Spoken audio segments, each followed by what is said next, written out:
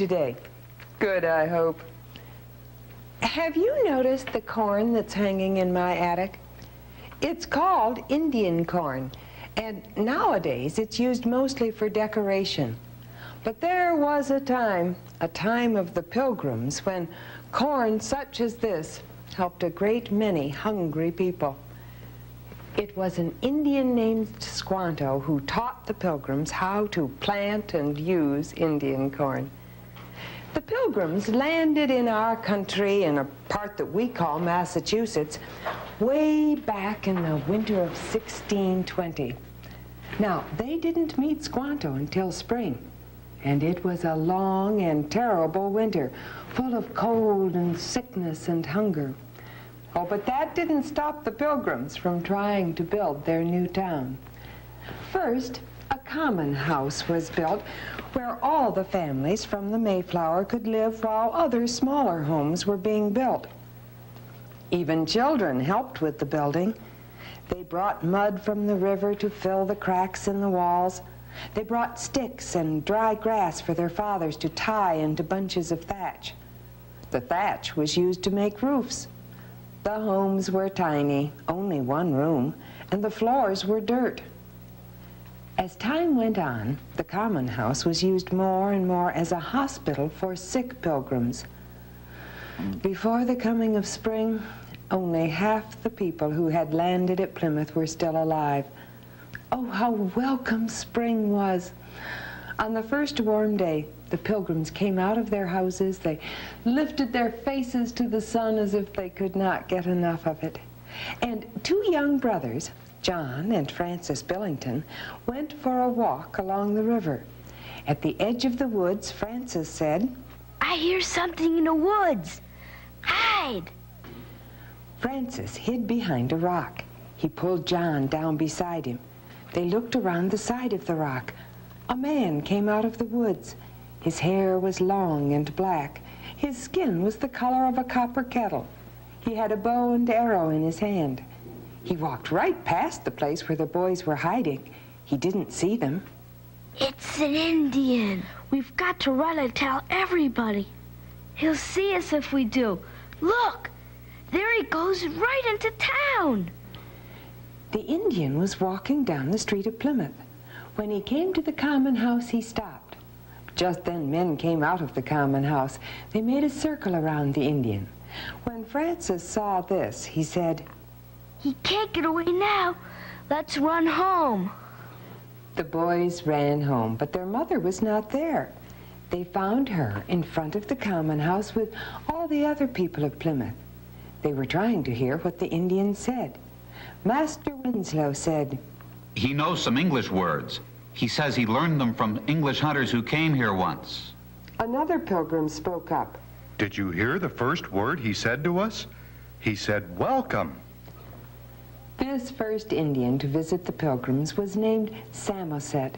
He came in friendship, and the next week he came again, bringing with him a younger Indian, tall, straight, and slim.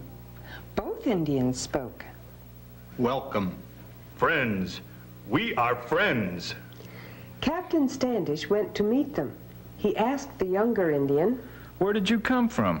How did you learn to speak English?" "In England, I lived many years." "Then you must be the Indian I've heard about. Is your name Squanto?" "I am Squanto. Yes, yes. Chief Massasoit waits on hill. He will talk to your chief." "Tell your chief to come here, and we will talk to him." John Billington had been watching and listening as Captain Standish spoke to the Indian. Now he ran home. "Mother, the Indians are here." "I know. Look."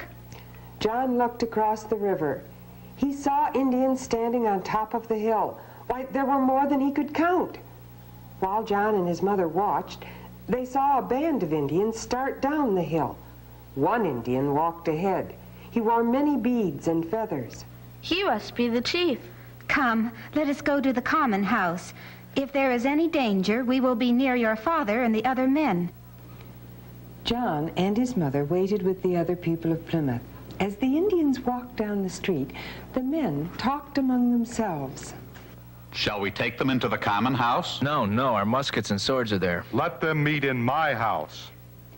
So Chief Massasoit and Governor Carver went into the home of Master Hopkins. Squanto went with them. They were inside a long time. When they came out, they were smiling, and Governor Carver spoke. We have talked together in friendship. Squanto knows both the English and the Indian language, and he has helped us understand each other. Chief Massasoit and his tribe will be our friends, and we will be theirs.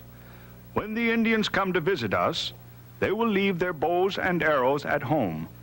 When we visit them, we will leave our muskets at home. And now we must be happy together. The women will prepare a feast, and this will be a day of celebration. After the feasting, the Indians told the white men goodbye. But one Indian stayed behind. That Indian was Squanto. Before long, all the people of Plymouth were glad Squanto had stayed. He showed them how to plant Indian corn. He taught them to make grass nets for catching fish. He showed them the best places to hunt and fish. Oh, after Squanto came, there was more food on the Plymouth tables. And Squanto liked to be near the children. He showed the girls how to weave grass mats. He taught the boys to make bows and arrows. In Plymouth, there was work for all. Even John and Francis Billington, the troublemakers, the mischief makers, worked hard. They carried water from the river. They caught and cleaned fish. They helped to keep the weeds out of the garden. Or one day, their father even said, "You see, you can be good boys if you try." But then John was in trouble again. He and Wrestling Brewster were playing leapfrog near the cornfield. John jumped over Wrestling's back and landed in the cornfield, where he broke off a stalk of corn. Master Hopkins was working in the field nearby and saw what happened. Oh, wicked, wicked. A good ear of corn would have grown from that stalk. Master Billington was working at the other end of the field. He came running to see what John had done. "For shame, we work hard to grow this corn and you tramp it under your feet." Master Billington picked up the broken stalk. He whipped John across the legs with it.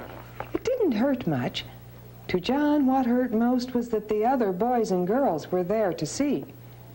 John turned and ran. He ran into the woods farther than he had ever been before. He found a small stream. He lay down and drank from it. Oh, he liked the feel of the grass beneath him. It was softer than a bed. As he lay there listening to the wind among the leaves, his eyes closed. When John opened his eyes, the woods looked strange to him. There were shadows all about. Yes, he knew he had been asleep. John got up and began to walk very fast so that he would get home before dark. He looked about. He didn't know where he was. Oh, he hoped he was walking toward Plymouth. Then he thought he heard someone behind him. He looked back and he saw an Indian standing very still beside a tree. John walked faster. The next time he looked back, there were 2 Indians. They were Indians John had never seen before. He did not think they belonged to Chief Massasoit's tribe. The Indians came close to him. They made a sign for John to walk between them. John asked if they were going to take him back to Plymouth, but the Indians did not know what he was saying. Finally, they came to the sea, and John knew where he was. If he walked north, he would come to Plymouth. He pointed toward home and told the Indians that was the way he wanted to go. The men did not answer. One of them pulled a canoe out of the bushes and slid it into the water. The other Indian set John in the canoe. As they paddled away from shore, John said that he wanted to go the other way. But the Indians kept paddling toward the south. John began to plan how he could get away. When they landed, he would jump out of the canoe and run into the woods. But when the Indians paddled to shore, they were out of the canoe before John. They led him down a path to an Indian village. One of the Indians gave a shout, and other Indians came out of their houses and out of the woods. Everyone stood still and looked at John. Then they all began to talk at once. John saw they were excited. He thought he must be the first white boy they had ever seen. Some of the men came close to him. They touched his hair. They felt his shirt. That night, John went to bed in one of the Indian houses. His bed was a mat on the floor. He lay there and tried to think what to do. At first, he had been afraid of the Indians, but now he was not afraid. They were not friendly, but he did not think they were going to harm him. The next day and the day after that, John tried to tell the Indians he wanted to go home. They listened to him and shook their heads. He could not make them understand. John had been with the Indians almost a week when he saw there was great excitement in the village. The chief and the Indian braves talked together. The women and children went hurriedly into their houses. One woman led John into her house. She hung a mat over the door. John heard a man speaking outside. He was talking in the Indian language. Oh, but John knew that voice, and before the woman could stop him, he kicked the mat aside and went running through the doorway. Yes, there was Squanto talking with the chief. Squanto! John, we look, and I find you. Take me home. Yes, yes. Squanto and the Indian chief talked in the Indian language. Then Squanto told John, Chief say he like white boy. He say white boy stay. I don't want to stay. Again, Squanto and the chief talked. Then Squanto turned to John. Boat on shore. I go. I tell men I find you. Aren't you going to take me with you? Chief say he bring you to boat. Maybe he won't. He bring you. Yes. Yes. Squanto went away. The chief and his braves made ready to take John to the boat. They put feathers in John's hair, and they hung long strings of beads about his neck. Two tall braves took John on their shoulders. They came to the shore. John saw the boat waiting. His father was in the boat. Squanto was there too, and Master Hopkins, and the governor. The Indians waded into the water and set John down in the boat. Master Hopkins looked at John. Do you know the trouble you have made us? We had to give up our work to look for you. John waited for his father to scold him, but Master Billington said nothing. He only held John tightly between his knees as the boat sailed away. And that was the story of a boy who truly was a pilgrim those several hundred years ago. It came from this book, John Billington, Friend of Squanto, by Clyde Robert Bullough. Perhaps you'll want to read the rest of it sometime or have it read to you. We have other stories to share when you come back to my attic. I'll see you then. Goodbye.